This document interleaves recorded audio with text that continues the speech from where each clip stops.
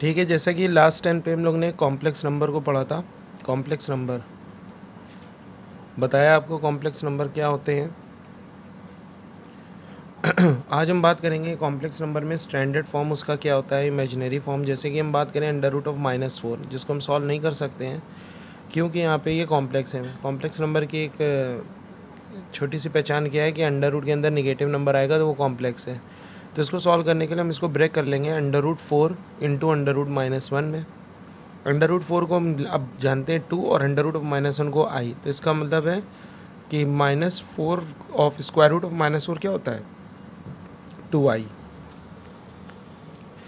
उसी तरह से अगर हम बात करें माइनस का 9/4, तो ये क्या हो जाएगा बाहर 3/2 और ये i।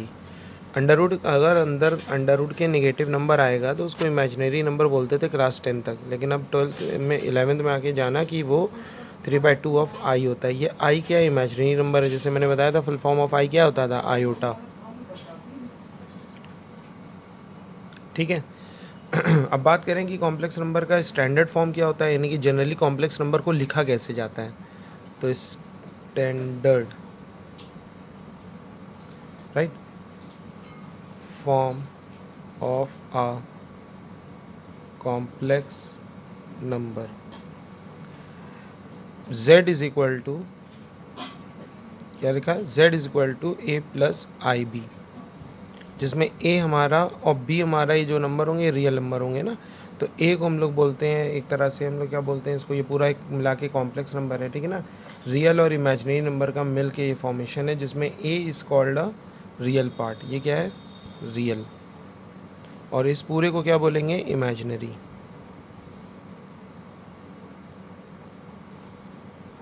याद रखना b जो है i के साथ मल्टीपल में, इसलिए b इमेजिनरी फॉर्म में आएगा और a क्या है, रियल फॉर्म में। रियल है ना, प्योर फॉर्म है। यहाँ कोई i number multiply, I for imaginary या आयोटा, ठीक है। i मल्टीप्लाई बाय b तो b इमेजिनरी में चला जाएगा और a किस में आ जाएगा, रियल नंबर में, ठीक है ना। तो इसको शो किस तरह से लिखते, किस तरह से, आर ई ऑफ जेड, यानी z का रियल पार्ट क्या है तो a आंसर होगा। आई एम मतलब इमेजिनरी, ठीक है ना, इमेजिनरी ऑफ z, तो आंसर क्या होगा, b। सही। जैसे हम एक बात करें कि complex number z is equal to 3-4i है हमारा standard form of complex number. तो रियल पार्ट ऑफ z अगर पूछते हैं तो आंसर होगा 3, and imaginary part of z पूछते हैं तो आंसर कितना होगा, -4। ठीक है। तो याद रखना कि कॉम्प्लेक्स नंबर का जो स्टैंडर्ड फॉर्म होता है वो क्या होता है हमारा, a प्लस आई बी या x प्लस आई वाई कह लो, कोई भी वेरिएबल ले लो, लेकिन i याद रखना दूसरी तरफ होगा, यानी कि दो टर्म में इसको लेते हैं। एक टर्म में x होता है प्लस दूसरे टर्म में i टाइम्स ऑफ y या a प्लस आई बी, ठीक है ना, standard form of complex number. अब बात करें कि equality of a complex number क्या होता है।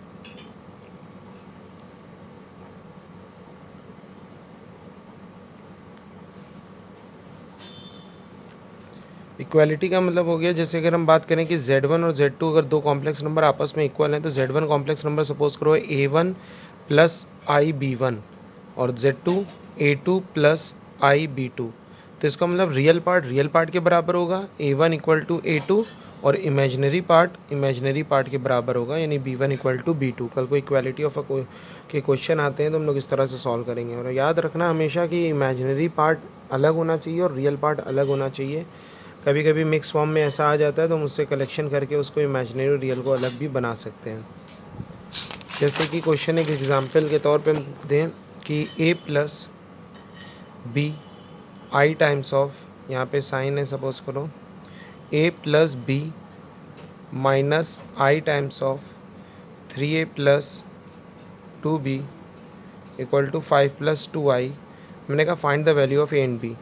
तो ये दोनों अगर बराबर है तो हम लोग equality of a complex number को अप्लाई करेंगे। क्या होगा, रियल पार्ट क्या है, a प्लस बी, और उधर कौन है real, 5।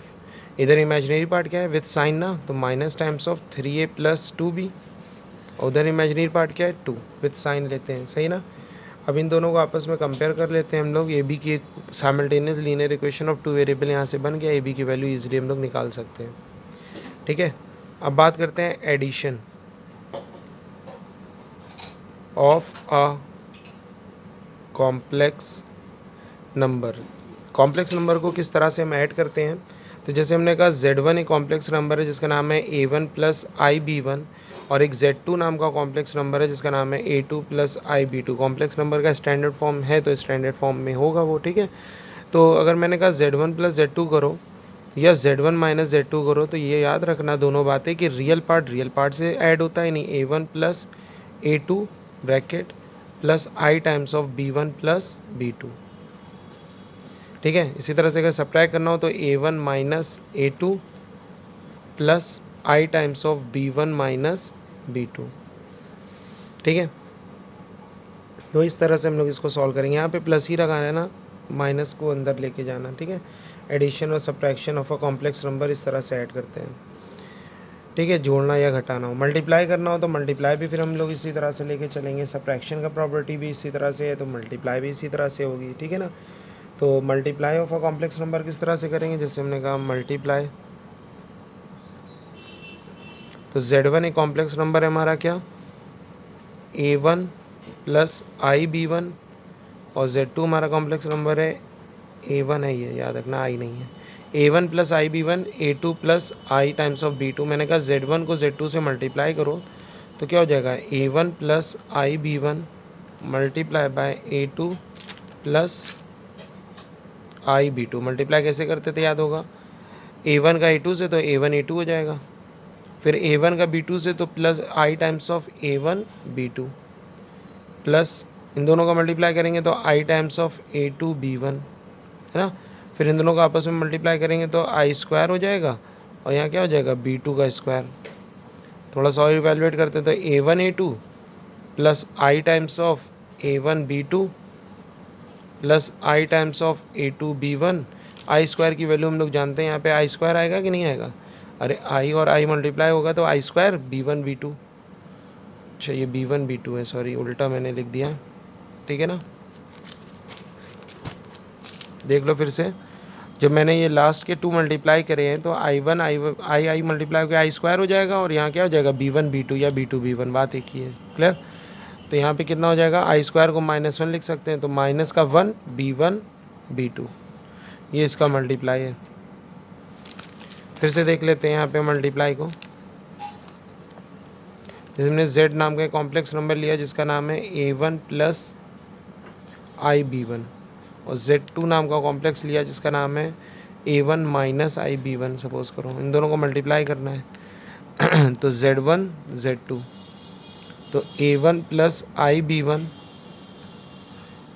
A1 minus IB1, A1 square हो जाएगा। फिर A1 कैसे करेंगे तो minus I times of A1 B1, फिर इसका क्या होगा, I times of A1 B1, फिर plus minus minus I square B1 square. ये दोनों तो कैंसिल हो गए सेम की वजह से, तो ये हो गया A1 स्क्वायर, और I का स्क्वायर की वैल्यू क्या होती है, -1 प्लस 1 इंटू 1, तो प्लस का B1 स्क्वायर, सही ना। तो यानी ये आंसर आएगा।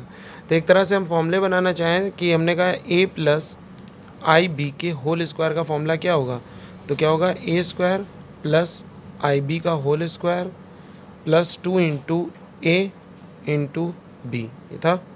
A square plus I square B square plus 2AB I, ठीक है। I स्क्वायर की वैल्यू -1 होती है, तो A square minus B square plus का 2IAB, ये हमारा A प्लस IB के होल स्क्वायर का फॉर्मूला हो गया। इसी तरह से माइनस का, उसी तरह से A स्क्वायर माइनस IB का होल स्क्वायर का क्या फॉर्मूला होगा, इसका भी वही है, A स्क्वायर IB का स्क्वायर है ना ये, तो A plus b minus b जैसे हम लोग यूज़ करते थे फॉर्मूले में, तो वही हमारा यहाँ पे भी टर्म चेंज हो जाएगा, ठीक है। A स्क्वायर माइनस IB का स्क्वायर क्या होगा, A plus b A minus b, लेकिन I के साथ उसका आएगा, है ना रिलेशन। यानी हम ऐसे बात करें A प्लस IB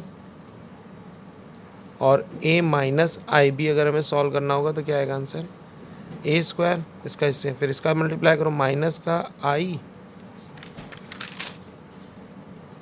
AB, फिर इसका करेंगे तो प्लस का I AB, इन दोनों को करेंगे तो माइनस का I square B square, cancel हो गए, तो क्या बचा, A स्क्वायर और I स्क्वायर की value -1 minus plus, B square. ठीक है, तो फॉर्मूले थोड़ा सा चेंज हो रहे हैं। ए प्लस आई बी और ए माइनस आई बी को A square plus B square भी लिख सकते हैं, यानी A square plus B square का फॉर्मूला क्या होगा, A plus I B A minus I B. I term से फॉर्मूले थोड़ा चेंज है, जैसे A square plus B square का फॉर्मूला तो A square plus B square plus two A B होता था, लेकिन ए प्लस आई बी के होल स्क्वायर का formula A square minus b square plus two i a b होगा। तो फॉर्मूलों को समझते चलना है। यहाँ मल्टीप्लाई हम लोग ने समझ लिया, प्रॉपर्टी ऑफ मल्टीप्लाई को अच्छे से समझा कि क्या होता है। रेसिप्रोकल देखो याद रखना, कॉम्प्लेक्स नंबर कभी भी डिनोमिनेटर में आए तो हमेशा उसका क्या करना है हम लोगों को, डिवाइड किस तरह से अच्छा करते हैं, divide, division of complex number, यानी कि दो कॉम्प्लेक्स नंबर को डिवाइड करना हो तो वो भी सिंपल है। जैसे Z1 अपॉन Z2 दो कॉम्प्लेक्स नंबर हैं, इस तरह से डिवाइड हो रहे हैं, तो इनको डिवाइड करने का एक ये तरीका है कि आप इसको क्या कर लो, सिंपली रेसिप्रोकल पे ले लो। ठीक है, जैसे हम बात करें Z1 अपॉन Z2 है, तो Z2 को ऊपर लिया हो तो कितना हो जाएगा, Z1 Z2 की पावर -1। फिर इन दोनों को क्या कर लो, आपस में मल्टीप्लाई के लॉ से ले आओ, या इसको ऐसे भी लिख सकते हो, Z1 in bracket 1 upon Z2। ठीक है ना, मल्टीपल में आ जाएगा। फॉर एग्जाम्पल Z1 की वैल्यू सपोज करो है 2 + 3i और Z2 की वैल्यू है 1 + 2i। मैंने कहा इन दोनों को डिवाइड करो, यानी Z1 अपॉन Z2। तो डिवाइड कैसे करेंगे, रियल का रियल से, कॉम्प्लेक्स का कॉम्प्लेक्स से, है ऐसे सोच रहे हैं। तो 2 + 3i हमारा क्या है, Z1 अपॉन Z2 कितना है, 1 + 2i। सही है। अब इन दोनों को अगर हम लोग को डिवाइड करना है तो हम लोग को डिवीजन में क्या लेना पड़ेगा, इससे इसको डिवाइड किस तरह से करेंगे सोचो। तो जब भी डिवीजन में ये आता है तो हमेशा याद रखना कि कॉम्प्लेक्स नंबर डिवाइड में आ जाए तो हमेशा उसका क्या कर लेना, रेशनलाइज कर लेना। यहाँ पे 1 + 2i है तो हम इसको 1 - 2i से ऊपर, 1 - 2i से नीचे मल्टीप्लाई करेंगे।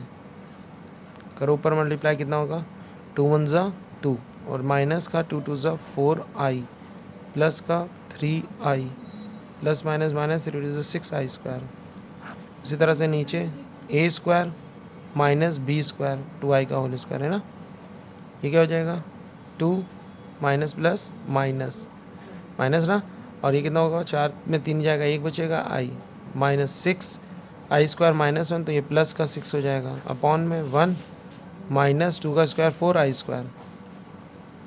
अब 6 × 8 - i अपॉन ये कितना होगा, 1i² -1 माइनस प्लस 4, ये क्या हो जाएगा, 8 - i upon 5।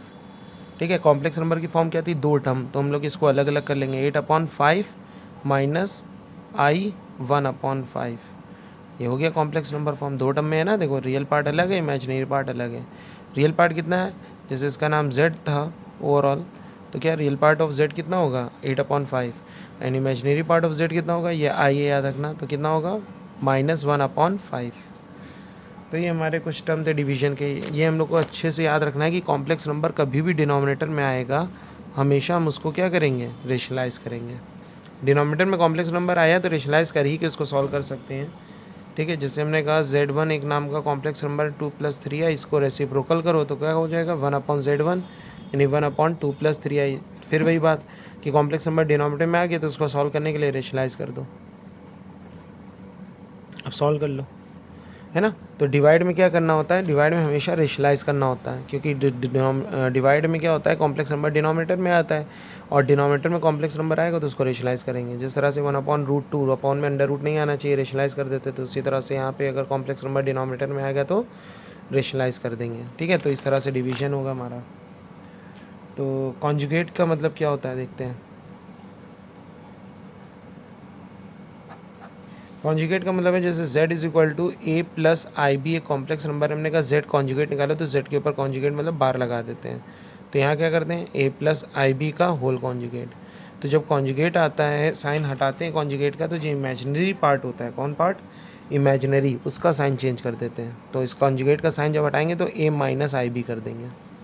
For example z = 2 - 3i है, हमने कहा z का कॉन्जुगेट क्या होगा, तो यहाँ पे इमेजिनरी पार्ट का साइन चेंज कर दो तो 2 + 3i, यानी कि कॉन्जुगेट में किसका साइन चेंज करते हैं, इमेजिनरी का, रियल का नहीं। यानी 2 जो रियल पार्ट है इसका साइन नहीं चेंज करेंगे, इमेजिनरी का साइन चेंज कर देंगे। ठीक है। अब इसके ऊपर जो क्वेश्चन हम दे रहे हैं एक्सरसाइज में उसको करना ट्राई, और फिर जो ना है समझ में तो पूछना। फॉर्मूले समझ में आ गए कि किस तरह से, यानी कि जितने हम लोगों ने छोटे क्लास में फॉर्मूले पढ़े वो सब याद रखना है, लेकिन आई के मल्टीपल में कॉम्प्लेक्स नंबर होगा तो उसका स्क्वायर आई की पावर आई स्क्वायर क्या होता है -1 से रिप्लेस करके सॉल्व करेंगे। ठीक है, मल्टीप्लाई डिवाइड में हमेशा रेशनलाइज करेंगे। ठीक है, तो ये हम कुछ एक्सरसाइज आपको सेंड कर रहे हैं, इनको सॉल्व करना, बाकी इसको देख लो।